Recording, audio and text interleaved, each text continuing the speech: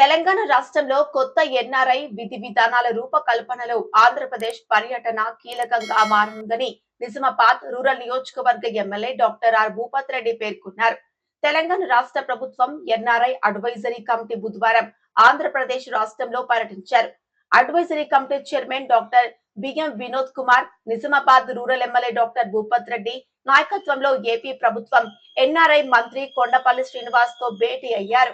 ఈ మేరకు గుంటూరు జిల్లా తాడేపల్లిలో గల ఏపీఎన్ ఆర్టీ సొసైటీ కార్యాలయంలో ఎన్ఆర్ఐ మంత్రి కొండపల్లి శ్రీనివాస్, ఏపీఎన్ఆర్టీ అధ్యక్షులు, రాష్ట్ర ప్రభుత్వ సలహాదారులు వేమూరు విజయ్ కుమార్, సిఈఓ కృష్ణమోహన్లతో సమీక్ష నిర్వహించారు.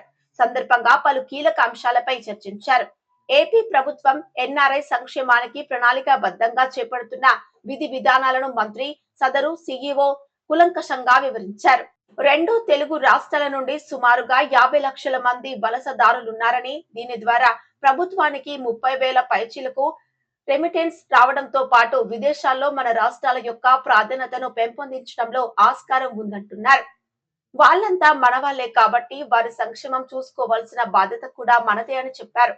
MLA doctor R Bhupath Reddy మాట్లాడుతూ, తెలంగాణ రాష్ట్రంలో కాంగ్రెస్ ప్రభుత్వం గల్ఫ్ కార్మికుల సంక్షేమానికి అనేక కార్యక్రమాలు చేపడుతోందని, అందులో భాగంగానే రాష్ట్ర ప్రభుత్వం ఎన్ఆర్ఐ కొత్త పాలసీని రూపొందించడానికి ఎన్ఆర్ఐ అడ్వైజరీ కమిటీ వివిధ రాష్ట్రాల పర్యాటకులకు శ్రీకారం చుట్టిందన్నారు. అందులో భాగంగానే రాష్ట్ర ప్రభుత్వం ఎన్ఆర్ఐ కొత్త పాలసీని రూపొందించడానికి ఎన్ఆర్ఐ అడ్వైజరీ కమిటీ వివిధ రాష్ట్రాల పర్యటనలకు శ్రీకారం చుట్టిందన్నారు. అందులో తొలి రాష్ట్రం ఆంధ్రప్రదేశ్ కావడం ఆనందంగా ఉందన్నారు. రాబో రోజుల్లో తెలంగాణలో ఎన్ఆర్ఐ సంక్షేమానికి విధి విధానాల రూపకల్పనకు ఈ పర్యటన ఎంతో దోహదపడుతుందన్నారు. అనంతరం తెలంగాణలో గల్ఫ్ కార్మికులు ప్రధానంగా ఎదుర్కొంటున్న సమస్యలను ప్రస్తావించారు. అనారోగ్య సమస్యలు, మరీ ముఖ్యంగా తెలియని నేరాలకు జైలు శిక్ష అనుభవించడం, బాధితుల కుటుంబ సభ్యులు ఎదుర్కొంటున్న ఇతరాతర సమస్యలను గురించి వివరించారు. ఎక్కడైనా ఎవరైనా మార్టల్ రిమైన్స్ కానీ వాళ్ళని ఇండియా తీసుకురావడానికి ఏం చేయొచ్చు అన్న దాని మీద ఒక సెపరేట్ డైరెక్టర్ పెట్టడం జరిగింది. ఇన్వెస్ట్మెంట్స్ కోసం ఒక సెపరేట్ సెల్ పెట్టడం జరిగింది. అలాగే ఎక్కడైనా కాల్ సెంటర్స్ని కూడా పెట్టి కాల్ సెంటర్స్కి ఒక సెపరేట్ సెల్ పెట్టడం జరిగింది. ఎక్కడైనా ఏదైనా వీసా ఇష్యూ వచ్చి అక్కడ లీగల్ ఇష్యూస్లో ఎక్కడైనా బ్యాటిల్ అవుతున్నారంటే దానికి ఎక్స్క్లూజివ్గా కూడా ఒక సెల్ పెట్టడం జరిగింది. ఇలా అనేక సెల్స్ పెట్టి ఆ వర్టికల్స్కి ఒక మంచి లీడర్షిప్ ఎన్ఆర్ఎస్ని అక్కడ ప్రతిపాదించి వాళ్ళని దాన్ని లీడ్ చేయమని చెప్పడం. అంటే ఎవరైతే ఎన్ఆర్ఎస్ బయట దేశాల నుండి ఇక్కడికి వచ్చారో వాళ్ళనే దాన్ని లీడర్షిప్ చేయమని కూడా ఒక పెట్టడం జరిగింది. ఇవన్నీ కూడా ప్రెజెంటేషన్లో కవర్ అవుతాయి. బట్ ఏదేమైనటికి ఇంకా చాలా స్కోప్ ఉంది.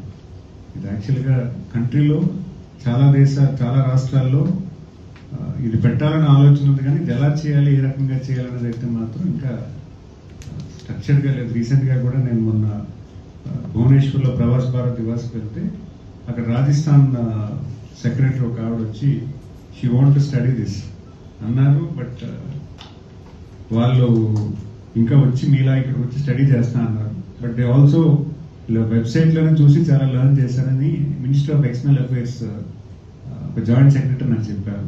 జాగ్రత్తలు చూసుకొని వాళ్ళ జాబ్ గ్యారంటీతో పాటు వాళ్ళ అన్ని వాళ్ళు ఇక్కడ ఇప్పుడు ఏంటంటే వాళ్ళ భార్య పిల్లలు వదిలిపోతారు, టోటల్ ఫ్యామిలీ మూవ్ కాదు.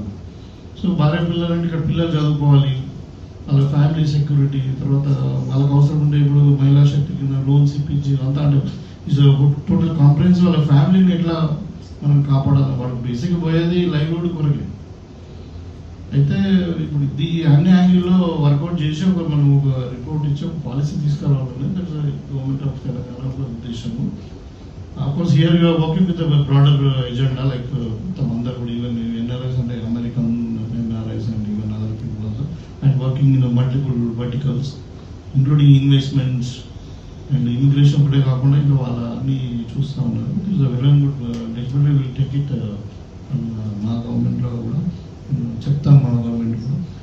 ఇంకోటి ఇక కాల్ సెంటర్, ఈ volunteers work in different country it's new idea. నాకు ఇంతకుముందు ఐడియా లేదు.